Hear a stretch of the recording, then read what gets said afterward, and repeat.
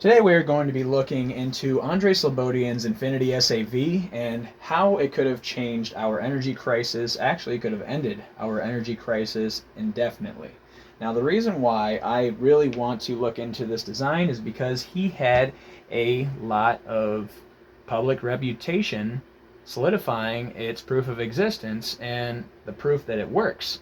He dismantled it multiple times, even the large scale designs in front of engineers, and there was nobody capable of breaking down how he was able to make the impulse motor work, the Infinity SAV work, should I say.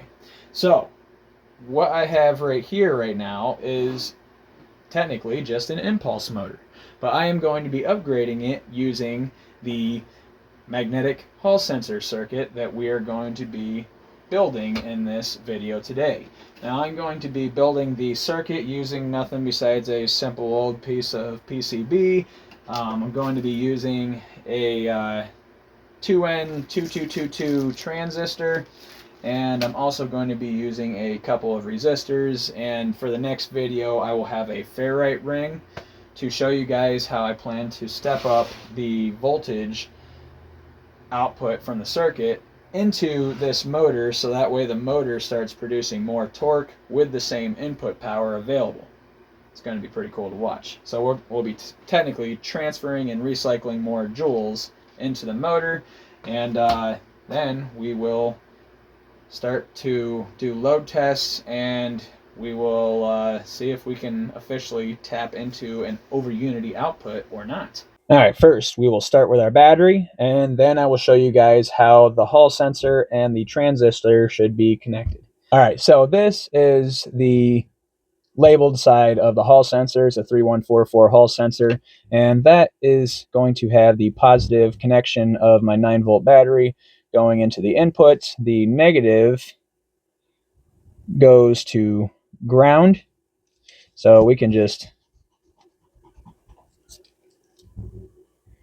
connect it to its own little designated ground like that.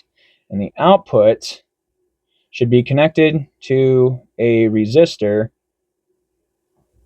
which is going to the transistor's input, the NPN transistor, which would be going this way.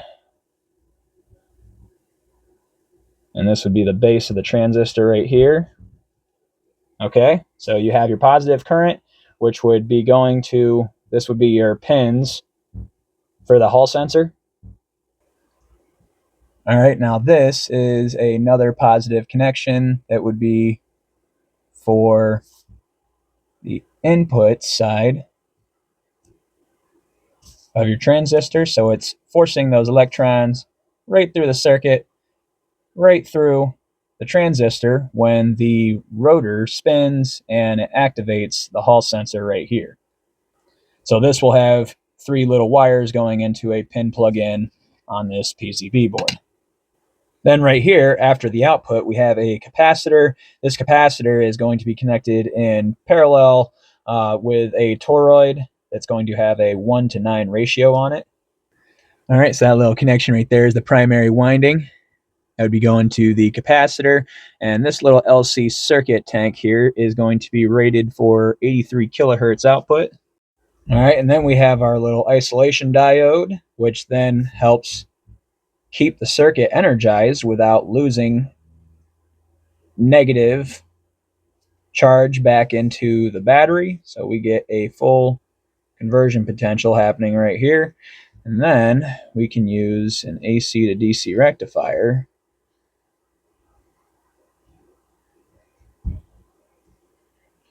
to capture that AC voltage output, and then we can turn that into DC pulses. All right, now I have that rectified through the AC to DC rectifier going into, it just looks like 2 inductors, but this is actually the impulse motor. This is just the 2. This would be the beginning and the end coil right here, and this is the little rotor. And I am just going to show you guys what the sensor would partially look like right there. So that would be the 3144, and that would have a long wire going back to your circuit right here where your plug would be. All right, and there's a little hall sensor right there, and this right here is the ohm side where I would keep the limited current on the output so that way you don't fry the sensor, but this keeps the power to the motor separate from the power going to the sensor using this simple circuit right here. So this would be a 1 k ohm resistor. I'm sorry I didn't mark that before. So I hope you found this video very informative, and get ready for the next video of the impulse motor running with this circuit. Peace.